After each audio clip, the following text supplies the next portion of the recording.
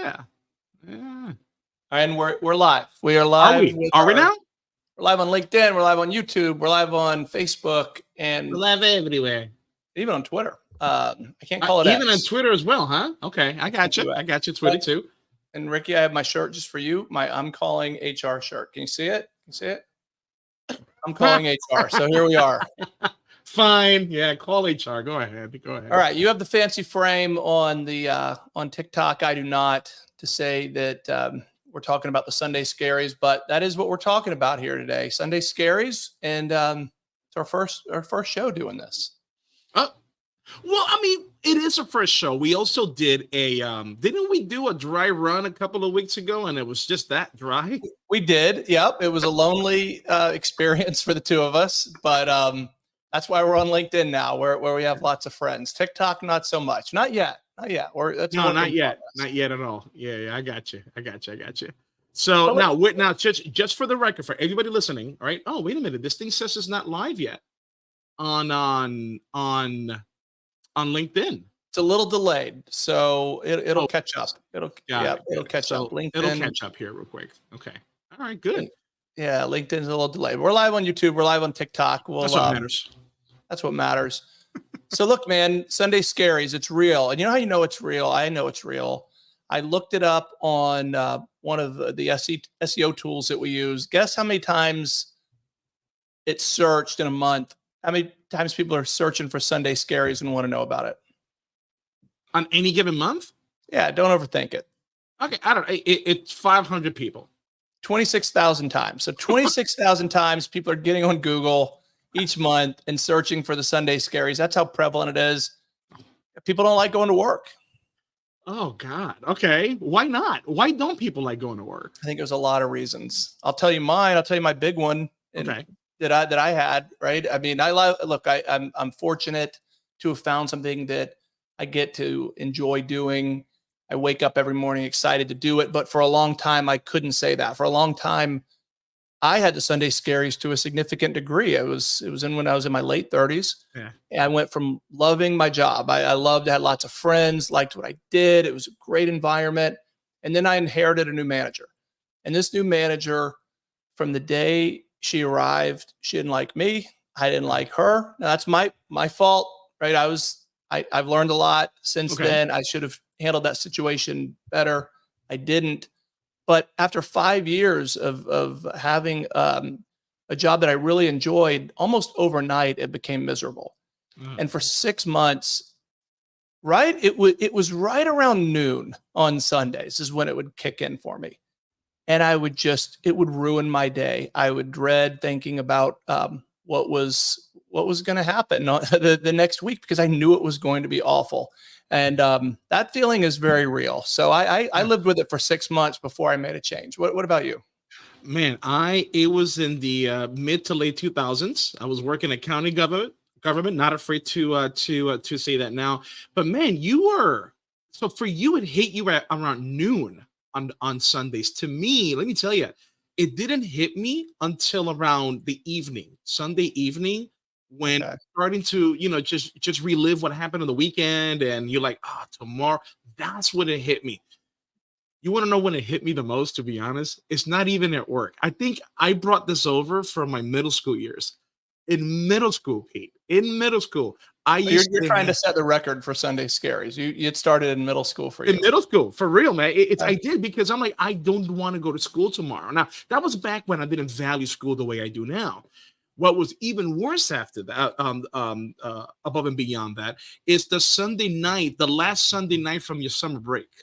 That was the worst. Okay. Well, yeah. I mean, there's not a kid in the country who was miserable on that day. Yeah. But hey, we're coming on. It's almost summer, so a lot of happy kids coming. Yeah, it's gonna happen. Sunday Scaries will go away for them. But what about for work? I mean, what was your worst scenario before we get into talking about some things to do about it? And if you're joining us, let us know what your issue is. What makes you dread going to work? And actually, mine is so clear. It was the worst manager on the planet.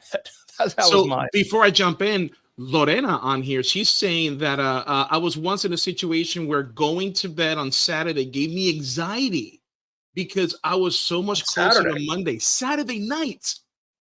Wow. Now, yeah, for me, it was just Sunday So nights. And think about how awful that is, right? For someone to you have to go to work. We all have to, unless we're independently wealthy. We got really lucky in the family we were born into. That's very, very few of us, unfortunately.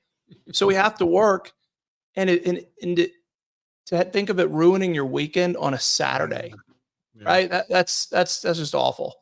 It is, and to me, it was when I worked over a county government, right? It's I just did not like it. I was looking forward to Friday so bad that it's the whole idea of not going to work and not being at work for 48 hours completely consumed my entire weekend, right? But it really didn't hit me until Sunday evenings, right? Because I was able to block it off, block it out. But then evenings it hit me, and it was all the work that I had to do the very next day that relied on me. New employee orientation are the people that I recruited going to show up? What about that grievance? What about that guy that I fired last week? Is he gonna? It's this whole thing. It's I just did not like it, Pete, at all. Well, having worked in recruiting for a long time, I can tell you every recruiter has the Sunday scaries for Yeah, sure. that is true. Wondering if the candidate they're expecting to show up on Monday morning is going to be there. That never really goes away. But Ricky, I do believe that you shouldn't have to dread going to work. I think that if you're in Agreed. that situation, and we know so many people are, that no one should accept it. No one should just say this is the way it has to be. I guess my question to you is, how realistic is that? Do you think that's a pipe dream, or do you think it's a goal that everyone should apply to themselves to say, hey, look, I'm not going to live this way, because it's ruining a huge part of your life. And Yeah. we're here to have fun talking about it, but it's a very serious thing. If one day out of your 7 is miserable, or in Lorena's case, two days out of your Yeah. 7, that's unacceptable. It is, right? But it's also, let's be realistic. We're human beings, right? And us being human beings, I mean, it's we're not going to love everything about everything that we do. We're not going to love it, but to set the expectation to love Mondays every single time, I think you're setting yourself up for failure as well, right? I've always said in my classes, it's as a human being, we're not going to love work every single day. And I've always said, you show me somebody who loves going to work every single day, and I will show you somebody who's going to fail a drug test. 100% spot on, right? Well, I think as leaders, what we need to do is just we have to set up an environment where, you know what? Let's be real. Is it going to suck on Monday because we have 380 people starting? Absolutely. Let's have fun with it. Let's just have fun with that, right? Why not have fun? I think it's how the leader leads it on a Friday evening that is going to dictate how employees are going to come in on Monday mornings. I almost said Sunday mornings. well, if you look up sundayscaries.com, it's a website that sells cannabis products. So Are you serious? yeah, so you probably didn't know that. I just happened to look it up to see if anyone had the website. Yeah, they're selling weed. So to your point, if maybe if you're looking forward to going to work, that there's a reason. But I will challenge you on that. Okay. I think that it can be enjoyable. Not there's this thing that you hear a lot today, that nobody wants to work, right? People love saying, you hear politicians say that, you Yeah. hear it, and just all the time. And to that, I respond, who wants to work really, right? In a perfect world, if someone wins Powerball, here's $500 million, I know where Ricky, you're are gonna you go. showing up for work on Monday? How many people are saying yes to that? Very few. So let's just establish that work by definition is not where you would choose to be in a perfect world, unless you're just one of those fortunate people who can find that unique job. But I think it can be a lot better than worse. I don't think you have to settle, and I don't think anyone should settle for a situation that's miserable. I think you should feel good in your day. I think there's opportunity to enjoy, right? I'm not saying it's your first choice. It's not sitting on a beach or kicking back Yeah. on a mountain, but you should be able to enjoy how you spend your waking hours. I strongly believe that. So I used to have a job. I worked there for 8 years, and I'll say it, Sears Home Improvement. And I think I've had the Sunday Scaries maybe 5 times in 8 years. 5 times. because I had one of the best teams to ever report to me, and I'll say them out right now. I got Candida, I got Kayla, Kayliana, and I got Judabel. Right, that team and Anita, that team was on point. And I don't care what kind of situation we had coming on Monday morning. I knew it was going to be fun because of the type of team that was with me to attack it. Right. I think that so to me, I thoroughly enjoyed. I want to say 90% of my time there on the on Mondays. But I want to come back on something you just said, right, about hitting the lotto. And I promise I'm not going to take us off track. Did I hear from you? So if you hit the lotto tomorrow, you're not going to work. You would have been doing what you're doing right now. If you hit like $100 million tomorrow. Well, so look, my situation's a little bit different in that I no longer am an employee anywhere and haven't been for 18 years. So I don't consider that work per se, because I get to wake up every day and choose how my time is spent, and that's the goal, right? That's the ideal way to live life. Now, the caveat is I still have to earn income, right? Yeah. So that's the I'd love to take that off the table, but I get to do it in a way of my choosing, and that's what I wish for everyone. And by the way, being an entrepreneur, being a business owner is not necessarily the best path, right? I mean, it depends on the person. It definitely depends on the person. And for me, I enjoyed being an employee. I missed being an employee after I started my business a long time ago now, but I have pros and cons to that. And so it took me years to figure out how to spend my time doing something that gave me joy and satisfaction, and that I do and would continue to do even if I didn't have to. And that's rare, right? I mean, I think again, I don't think you have to go to that extreme. I don't think you have to say I'm only going to settle for something I would do if there was no income involved. That should be the goal. Yeah. But I think there's a long gap between being miserable and being willing to work for free. And you said something that I think is key. You were surrounded by people you enjoyed.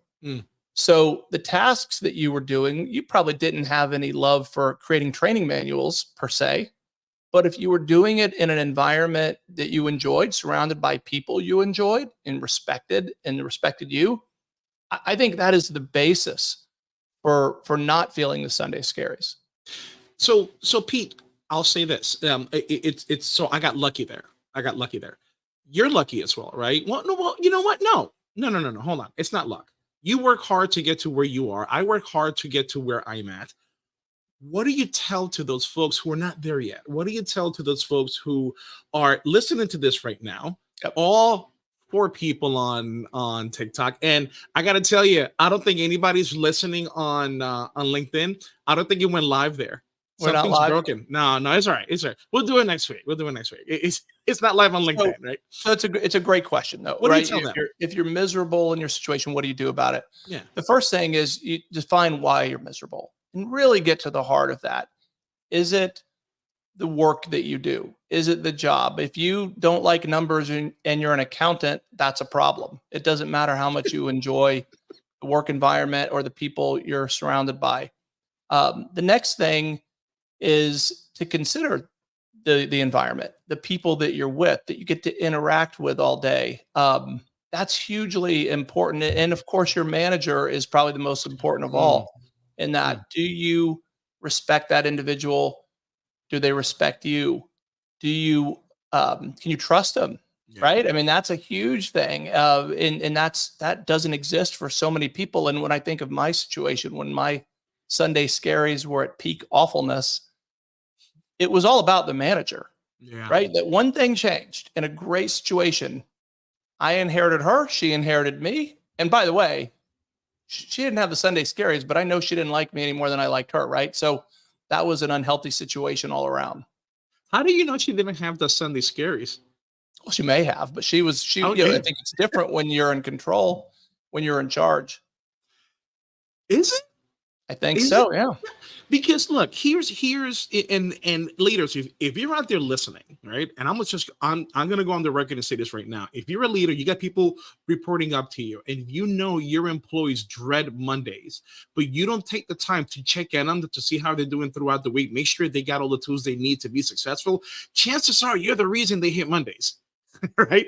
Check in on them, make sure they're okay. I saw you nodding your head. I don't know if you agree with that or not, Pete. Well, so I have a question for you. So you're Okay. the HR guy on here, Uh-huh. and if you're that employee who is miserable, what do you recommend? You're miserable because of your manager. You're my manager, Ricky, and you are the one making me miserable. Everything else is great, or as great as it can realistically be.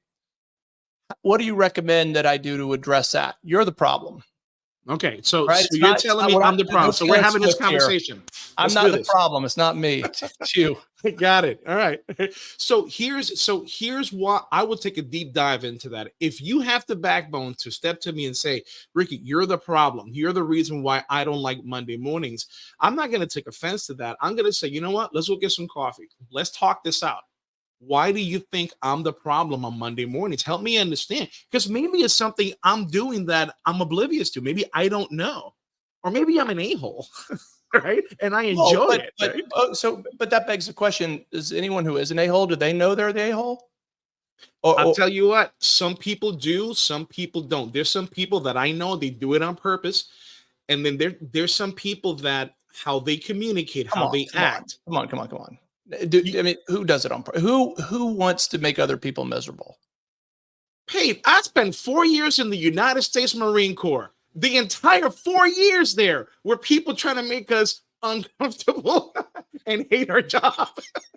Okay, they were training. I mean, presumably they were doing all of that to trade you for very serious things. I mean, come on, we're not going to compare someone showing up to an accounting office with the U.S. Marines. That's absurd. Are you saying that people are not that people who come across as a-holes, they can't help it and they won't do it on purpose? I'm saying I don't think they know that that's who they are. Right? Oh, Who would want? Okay, let me give it to you in a different way. I know that I've managed people who've reported to me did not, probably thought I was a problem, didn't like me for whatever reason.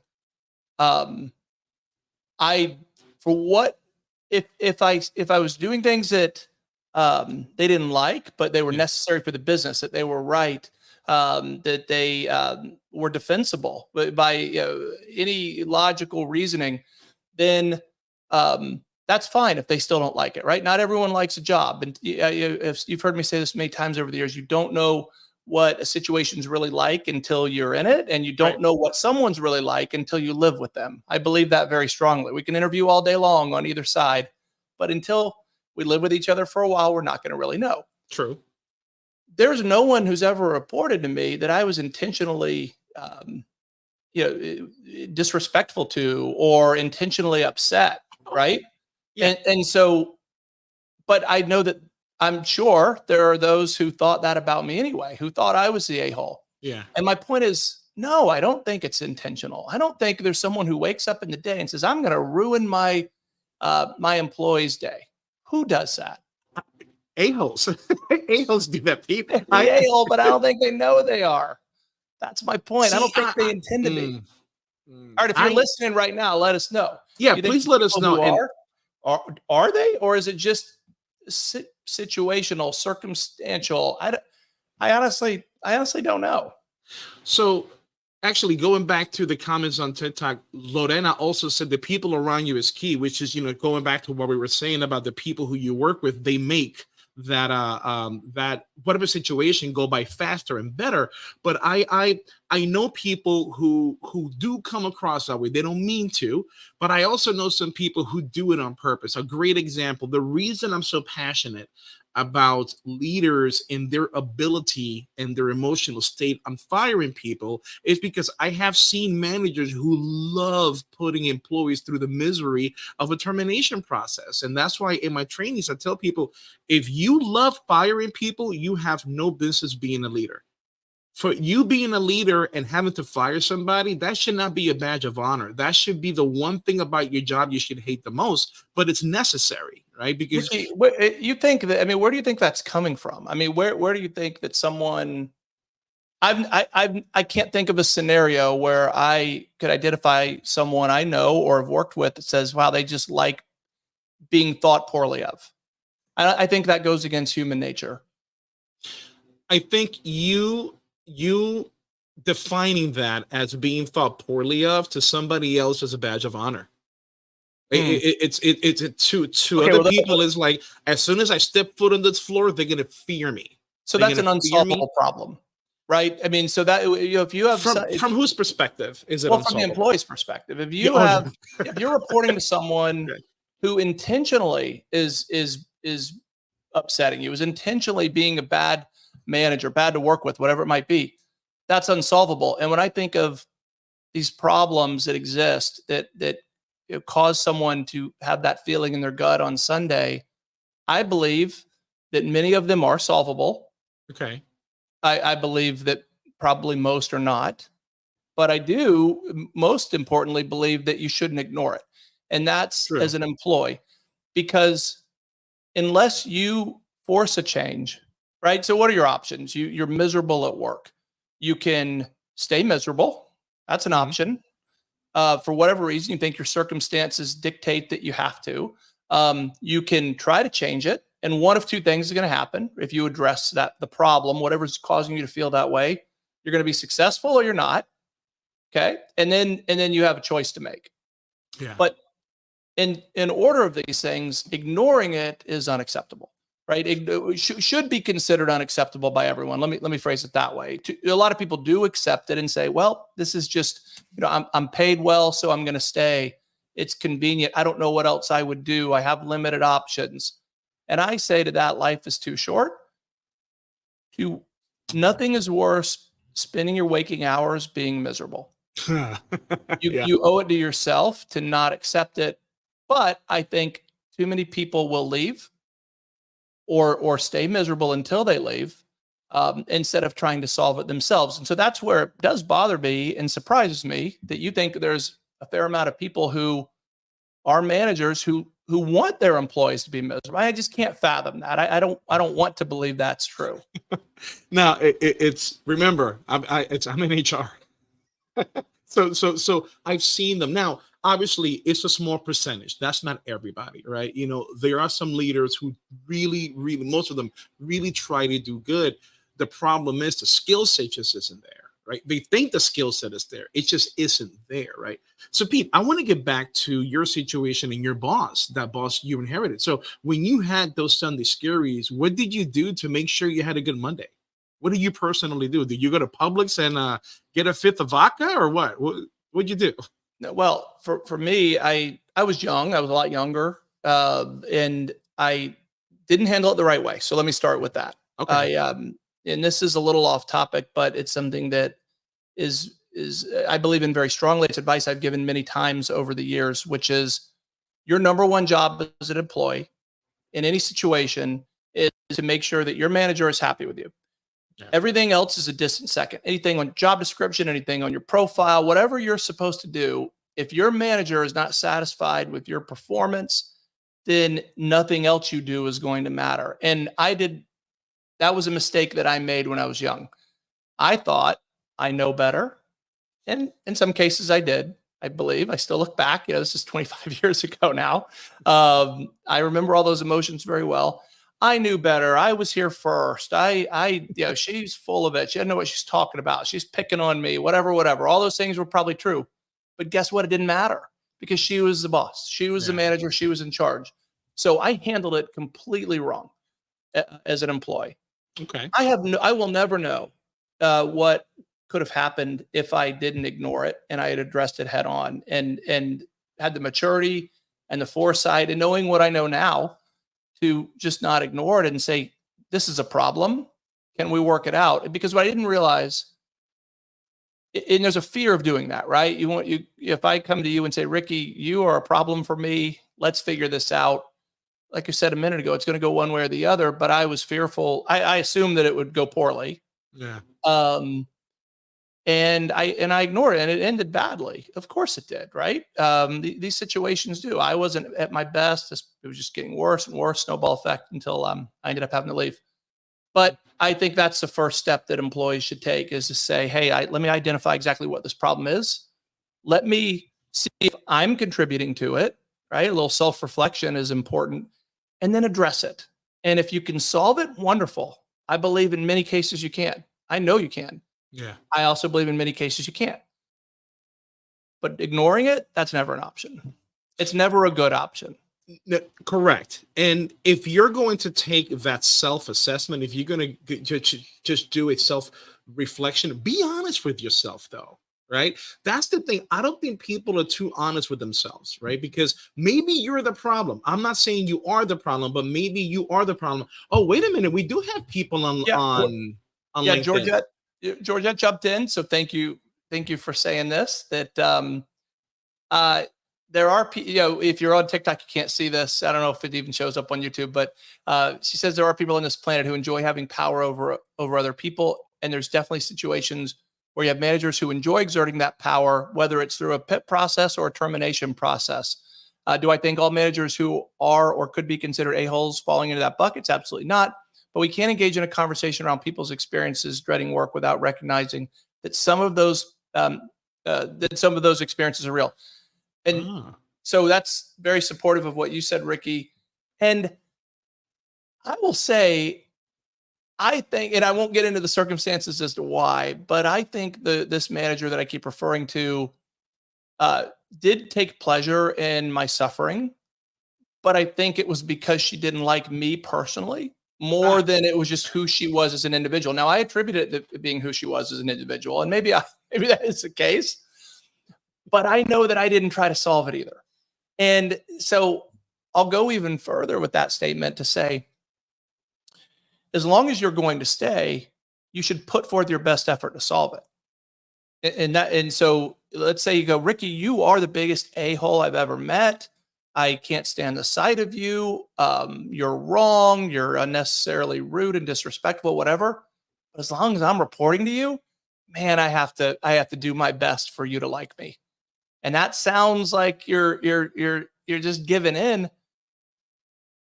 But if my manager doesn't like me, every day is going to be miserable.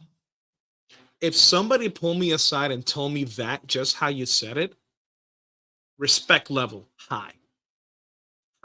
For you to have the backbone to pull me inside, look, I don't like you, A, B, and C, here's what's happening, 1, 2, 3, but we're going to work together, right? I have to work extra hard for you to like me, like my work. Now, I'm not going to lie, as a leader, I'm going to want to find out, whoa, wait a minute, why do you hate me so much? Because again, I want to figure out how I can change whatever it is I'm doing. Now, I'm going to ask questions, right?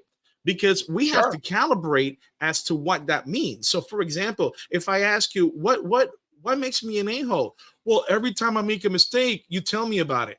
That's me doing my job. That's not me being an a-hole. I'm working, right? So it's I think if more conversations like that happen, Pete, I don't know. Do you think there'd be less Sunday Scaries? Absolutely. And now this is super hard to do, right? And I've said this for years, that I would love nothing better than for people to come to me first if they have a problem with me. Tell me. I don't want to read about it on Glassdoor as a manager. I don't want to hear it from someone else. We do exit interviews, and at times, my company, we've been surprised by some of the feedback that I look at it and say, why didn't they speak up? Not that it was necessarily directed at me, but in general, when someone quits, who's an employee with potential, who we thought they were happy at times, and they leave and then say, this because you're our HR consultant. And you go, wow, you were that upset about our vacation policy? I wish you would have said something. Maybe we could solve it. Maybe we couldn't. But sitting on the problem is never a good option for anyone. And I think of it as the emperor with no clothes, right? Who as a manager wants to be that person who's disliked without knowing they're disliked, making an employee miserable without knowing they're making him miserable? So as you and Georgette alluded to, if your manager is someone who takes pleasure in causing suffering and pain and anxiety, then there's nothing you can do. Yeah. But you don't. But I wouldn't assume that that's who they are. I would assume they're unaware of how shitty they are, and that it is incumbent upon you. You're the one that has to show up every day. You're the one feeling upset on a Sunday night. Agreed. You can just live with it, or you can take that first step. And what if they just said, if I came to you as my manager, Ricky, and said, Ricky, I dread coming to work on Mondays, and I want to see if we can solve that. Oh my God. Wow. Right? Right? Like, who knows what's going to happen next, but we know something's going to happen. And it's not going to be, it could it be worse? Maybe. But if you're already miserable on Sunday, how much worse can it be?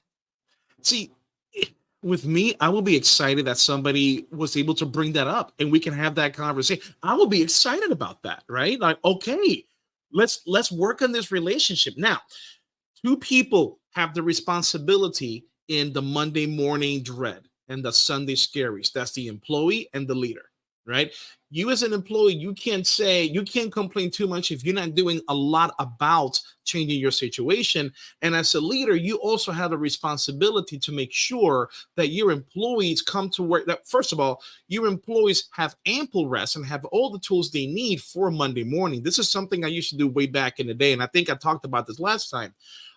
Whenever we had a huge, and I mean a huge new employee orientation on Monday, and we were all pushing forward to hit that goal to make sure everybody starts, and we were all waiting for that Friday hit, we all waiting for all of us to walk out of that door. We walk out together, and everybody's so excited to get into their cars and then go home and enjoy the weekend. I will tell everybody stop and really take in what we did this week. Enjoy these few seconds on Friday evening, leaving your office, getting into that car, stop and smell the roses, right? Do not think about work. Don't think about work until when? It's time to think about work. And when it's time to think about work, not Sunday night. On Monday morning when you get there. So what you're saying is compartmentalize, right? Compartmentalize. When you're at work, think about work. When you're not, but that also goes against human nature, doesn't it? I mean, is that realistic to say? Now, I would say in a perfect world, it's something I've said to my kids over the years, and I try to practice what I preach is don't worry about the things you can control because you can control them. Don't worry about the things you can't control because you can't control them. So therefore, take worry out of the equation. I mean, it sounds so nice on the surface, doesn't it? Don't worry, be happy. But that's not realistic Great either. song. Right? I mean, just like saying, don't look forward to the weekend. Well, of course you're going to look forward to the weekend. You shouldn't have to dread Monday either. Yeah. And I think if anything today on this initial show, talking about Sunday Scaries, we'd love feedback, by the way. If you're on with us, Georgette, thank you again so much. And she appreciates our conversation, so it's awesome to see. But here's a question I would have for anyone who's listening. That you don't have to answer to me, but answer to yourself. Why are you letting it linger? Why are you letting that dread linger when that is ruining any part of your life, let alone a significant part, the weekend when you should be having fun when we're not working? And look, if you're not happy, if you're not ecstatic all day at work, that's fine. There's a reason you get paid for it, right? There's got to be some realization there. But to dread it, nothing is worth that. There's nothing, and you should do whatever you need to do to figure out how to not feel that way anymore. And I don't think we talked about it at the beginning. I know we're at the end of the show. One of the articles that we were going to reference is it's LinkedIn a couple of years ago. They did a poll for 2,000 people, and they found out in that poll that 75% of the people have the Sunday Scaries. 75% out of 2,000 people. It's 150. That's a lot. So think about that. 3 out of 4 people are miserable showing up for work. That's just right. Now you can't accept that. I know we can, and why do you think that is? So why do you think that 75%? What's holding them back? And if you're with us, I'd love to hear what's holding you back from making a change. I think what's holding folks back, it's they're probably afraid to say something. Well, there's an issue, right? There's always going to be an issue that employees are not going to agree with, right? That's not the issue. To me, the issue is, having the capabilities of having a conversation about things you don't like at work in a work environment where you're not going to be retaliated against. I think Okay. if you put a work environment where people, that's why I said I would get excited if somebody would talk to me with that kind of honesty and say, Ricky, I don't like you, and here's why. I would welcome that, right? Because then we can have a real conversation. As long as they're tactful. If they start telling me, Ricky, Star Wars sucks, I'm choking somebody, right? And I'm gonna come on Channel 13 News. Okay. Okay. So we know that, right? You're going to be rational. You're going to handle Mhm. it well. You're an HR guy. Of course you are. But the average manager doesn't think like you do. The average manager isn't equipped with the experience and Yeah. knowledge and education that you have. So put that aside and say that we don't know how most managers will react. We know it doesn't happen that often, right? Where employees just walk in and say, "Hey, I'm miserable. Let's fix it," or establish it. We can't fix it, but let's at least try. Let's get those issues on the table. So the question is, why doesn't that happen? What is holding employees back from trying? Is it belief that it won't do any good? Yeah. Yeah. I mean, it's either belief it wouldn't do any good or it will do more harm than good. So we need to solve that, right? I mean, we need to help people solve that Yeah. because you and I both believe. And if someone's listening, send us a private message, send us a link, message on LinkedIn, or I understand people not wanting to communicate too much of this publicly, but what's holding you back from making a change? Yep. What's holding you back from addressing this with your I would love to manager know. if you have the Sunday scaries, if you are miserable walking into work on Monday? We agree, I believe, Ricky, that no one should just sit back and take it. No, you're right. I agree. And Lorena also posted on TikTok, retaliation is the biggest issue. Losing a job is not always an option for people. That's a really good point. That's a really good point. Because here's the thing, right? I could hate my job to all ends, but if I have a boss that's not really receptive to the conversation I want to have with him or her, why am I going to risk my livelihood for that? That's a really good. So again, it goes back to the leader and creating a work environment where employees are free to have those conversations. Yeah, and I unfortunately, and we need to think through this and keep talking about it because you don't know. It's one of those things you won't know until you try. But by trying, to Lorena's point, you might find out it was a mistake because of the individual. I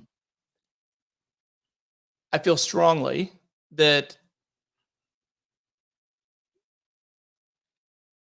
that it's not worth it, Why are right? you It's being? not, huh?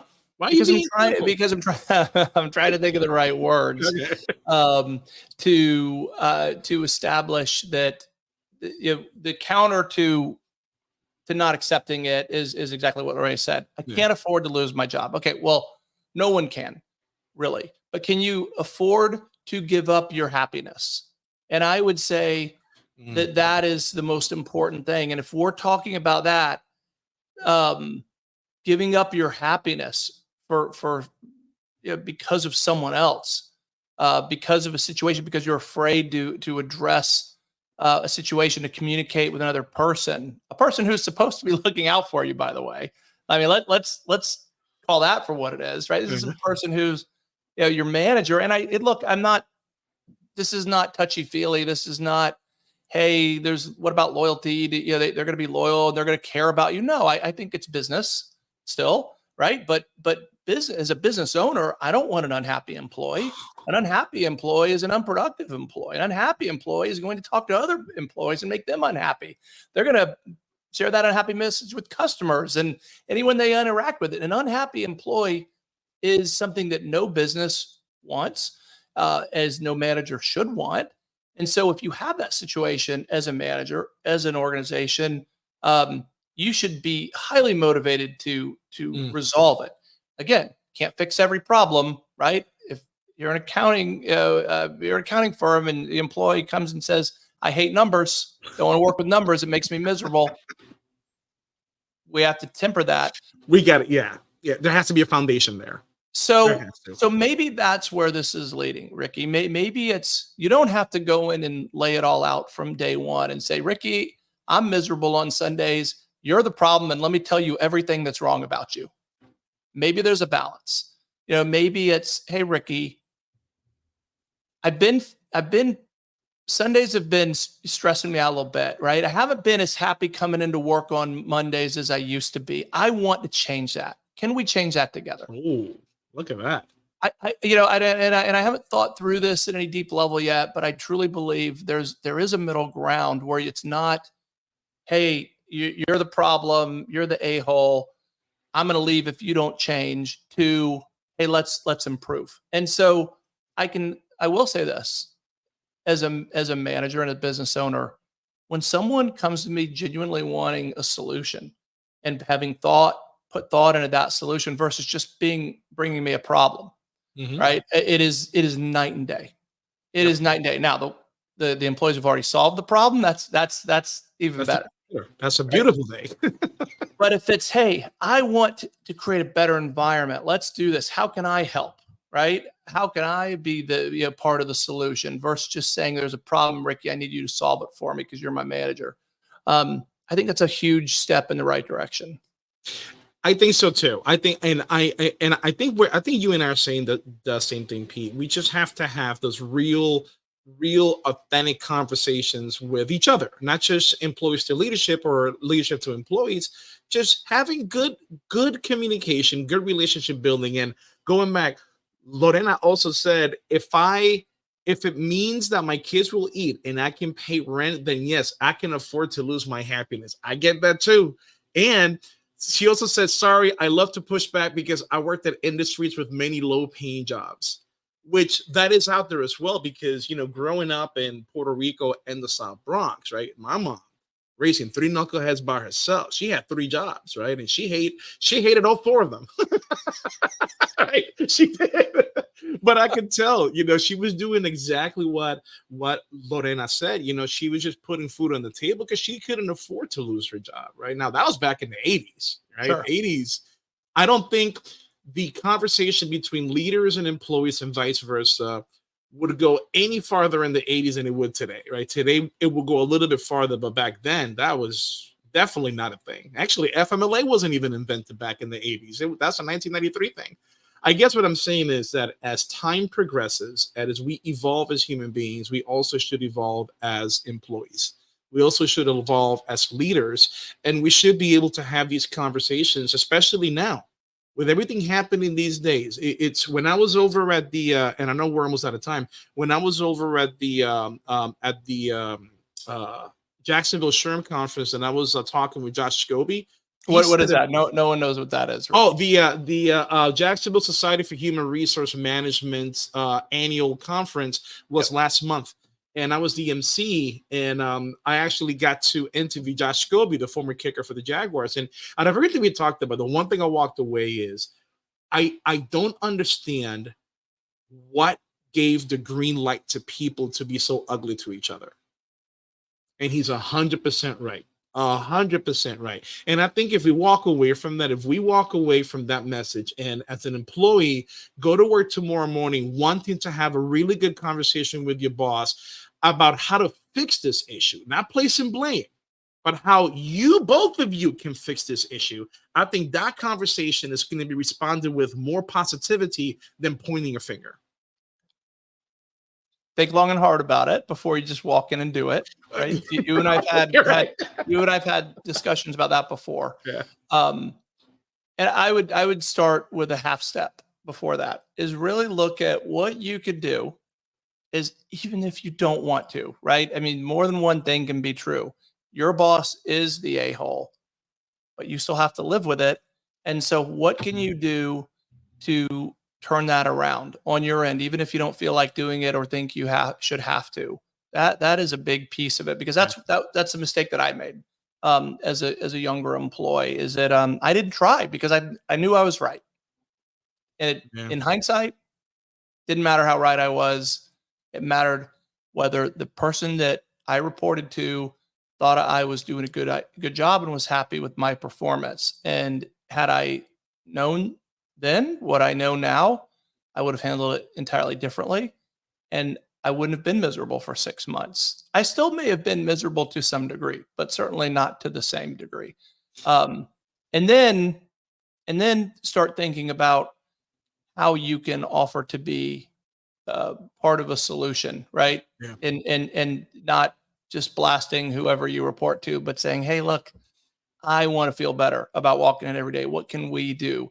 There's a lot of power in offering to be part of a solution versus blaming. I mean, to me, it's just night and day. And be careful.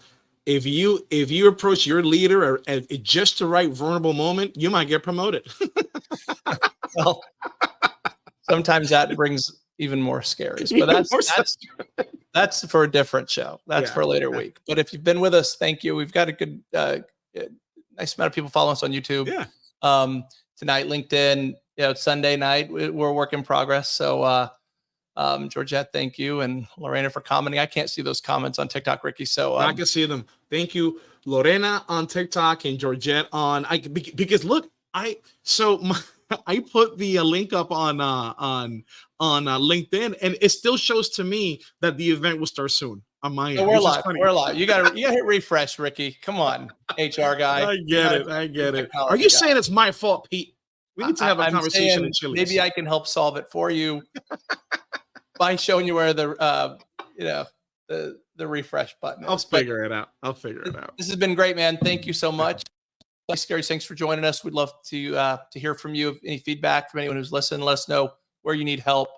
Ricky and I talk a lot about how to make the workplace better, how to for individuals, right? Not for companies. We're not trying to solve. We don't care about solving problems for organizations. We want to see people thriving in their jobs, and let us know if you have any questions. We'd love to hear from you. Roger that. Let us know, folks. And again, enjoy your Sunday night. See you next time. See you next week.